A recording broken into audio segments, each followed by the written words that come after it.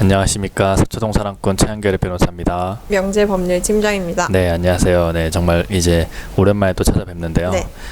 이제 100일화죠, 드디어. 100일화부터는 이제 좀 새로운 방식으로 한번 네네. 유튜브를 찍어볼까 싶어서 이렇게 준비를 했습니다. 네.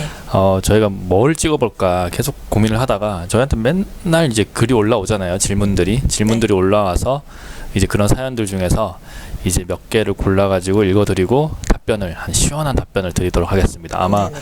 제가 사연을 읽어보면은 뭐 거의 대부분 같을 거예요. 내 얘긴가 하는 생각이 들 겁니다. 뭔 난데? 싶을 정도로 아마 비슷할 겁니다. 네네. 그래서 우리 또 팀장님께서 한번 읽어주시면은 네. 제가 답변을 드리도록 그런 시간을 갖도록 하겠습니다. 네. 제가 빠르게 한번 빠르게 읽어주십시오. 네. 일단 첫 번째 사연입니다. 네, 첫 번째 사연이죠. 네. 예. 안녕하세요, 변호사님. 네. 저는 서울에 살고 있는 30대 중반 남자입니다. 예, 저도 30대 중반인데. 네. 저는 여자친구와 3년 열애 끝에 이번 연도 3월에 결혼식을 그렇구나. 치를 예정이었습니다. 하지만 아시다시피 코로나로 인해 결혼식을 8월로 연기하게 되었고 정말 이런 사람 많죠. 네. 8월 결혼식도 무산되면서 정말 연기되면 무산됩니다. 원래. 또 한 번 미루게 되어 이번 네. 연도 11월 말에 예식을 진행하기로 했습니다. 현재 여자친구와는 3월에 아파트 전세를 구해서 같이 살고 있습니다. 그러던 9월 초 주말에 같이 저녁을 먹고 제가 먼저 씻고 아내는 핸드폰 게임을 하고 있었는데 이제 여자친구죠. 네, 그렇죠. 동거를 하시는군요. 네. 장난으로 씻고 나와서 몰래 다가가는데 이상한 카톡을 하고 있는 것을 보았습니다. 정말. 네, 내용은 음담패설이었고 제가 너무 황당해서 누구랑 카톡하냐고 물어봤더니 처음에는 대답을 안 하다가 저도 알고 제 카톡에도 등록되어 있는 아내 친구라고 둘러댔습니다. 정말. 제가 카톡 프로필 사진과 다르지 않냐, 누구냐고 계속 추궁하자 그제서야 저랑 안면 있는 아내의 동창생 남자라고 실토를 했습니다. 결혼 전부터 친한 남자였는데 항상 제가 무언가 마음에 들지 않아 싫어하던 남자였고 제가 마음에 걸리는 사건이 몇 번 있었는데 그것까진 너무 길어질 것 같아서 쓰지 않겠습니다.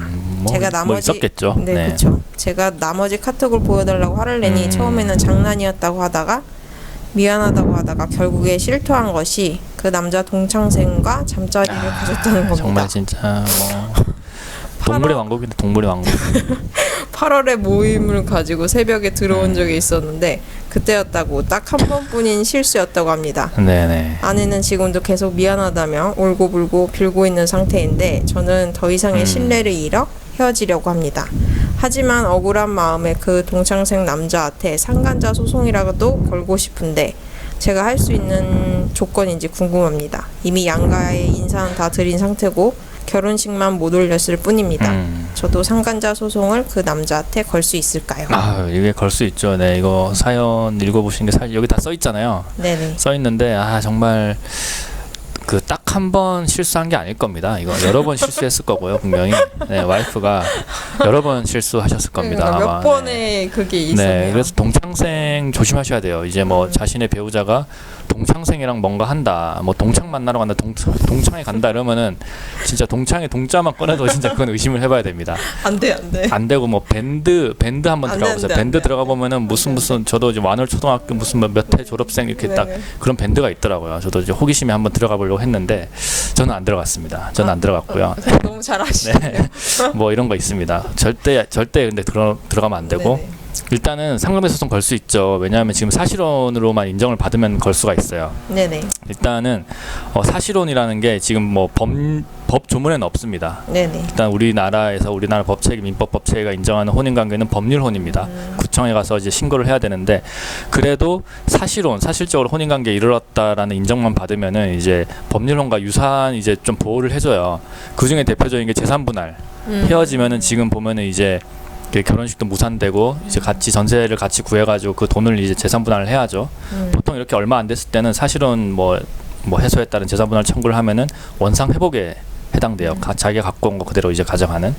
그런데 이제 그 사실혼 파탄에 이르게 된 이유가 이제 자신의 배우자가 바람을 펴서 그렇다라는 게 인정이 된다면은 자신의 배우자에게는 위자료 청구를 할 수가 있고 그 이제 자신의 배우자의 상대방 한테는 이제 상간제 소송을 할 수 있죠. 위자료 청구를 할 수가 있습니다. 근데 많은 분들이 좀 궁금해하시는 게 동거하는 경우에도 할 수가 있냐라고 물어보세요. 동거 이제 저는 동거를 안 해봐서 모르겠는데 많은 분들이 동거를 하시나 봐요. 요즘은 이제 동거 해보고 결혼한다 이런 이제 생각이 있어서 외국에는 그렇게 한다고 그러더라고요. 네네. 근데 동거를 한 경우는 사실혼은 아니에요. 보통 사실혼 정도에 이르려면은 제일 확실한 거는 이제 그 결혼식을 올리는 거죠. 결혼식을 올리든지 아니면은 뭐 양가 부모에게 인사를 드리고 약혼식을 하거나 뭐 이런 경우 이런 게 사실혼이라고 하는데 동거는 사실혼이 아닙니다. 네네. 그냥 남자친구 여자친구와 그냥 좋아가지고 함께 사는 정도만으로 안 되는데 근데 이것도 가면 갈수록 사실혼으로 좀 인정받을 가능성이 큽니다. 그래서 일단은 지금 저한테 질문을 주신 이분은 정확한 말씀을 아직 주진 않으셨어요. 뭐 네네. 그런데 아마 사실혼에 충분히 해당될 것 같아요. 네네. 그래서 이 경우는 이제 자기 와이프에게도 위자료 청구를 할 수도 있고 그 상간남에게도 위자료 청구를 할 수가 있습니다. 그리고 이제 뭐 결혼식만 올리지 않았고 일단은 양가 상견례를 했다. 그 다음에 네네. 결혼 사진 찍었다. 네네. 그다음에 모바일 청첩장 요즘 많이 만들잖아요. 네네. 쉽게 만들 수가 있는데 그런 경우라면은 충분히 사실혼이 된다. 그리고 뭐 배우자의 카카오톡 대화 내용을 보면은 분명히 이런 내용 써 있습니다. 오늘 뭐 남편은 집에 들어왔어? 뭐 이런 거 있잖아요. 오늘 들키지 않았어? 뭐 이런 거 있잖아요. 뭐 그런 내용 분명히 있어요. 지금 그러면 카톡 해도 돼? 그렇죠. 지금 좀 무심하지 않을까? 휴 나 들킬 뻔했어. 막 이런 얘기 하고 그다음에 또 나 뭐로 저장해놨어 이러고 뭐 이런 거 다 있거든요. 그런 거 보면은 이제 그 고의도 충분히 인정이 되는 거니까 할 수가 있습니다. 그래서 또 이분이 아까 제가 좀 말씀드렸는데 이제 사실혼 관계 유지하면서 형성한 재산에 관해서도 재산 분할을 할 수가 있다. 근데 본인이 전세금이 얼마냐고 물어봤는데 정확한 전세금을 말씀 안 해주시더라고요. 분명히 굉장히 좀 비싼 데 살고 계시나 봐요.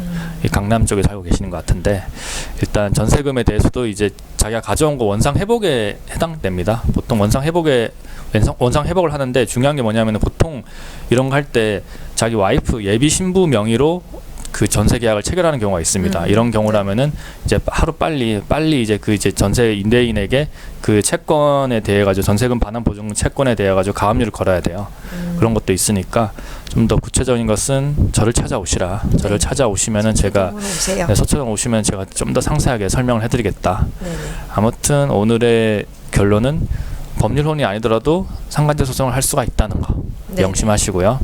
저희 이제 102화에서는 그 이혼하기 전에 준비해야 될 것에 대해서 조금 얘기를 해보려고 합니다. 네, 많이들 물어보세요. 이혼하려고 그러는데 뭐 뭘 준비해야 되냐 막막하시겠죠. 뭐 남성들뿐만 아니라 여성분들도 마찬가지죠. 더 막막할 겁니다. 그렇기 때문에 이혼하기 전에 무엇을 준비해야 할까에 대해서 한번 102화에서 얘기 나눠보도록 하겠습니다. 네, 그럼 지금까지 최한결의 변호사였습니다. 네, 명재법률 팀장이었습니다. 네, 감사합니다. 감사합니다.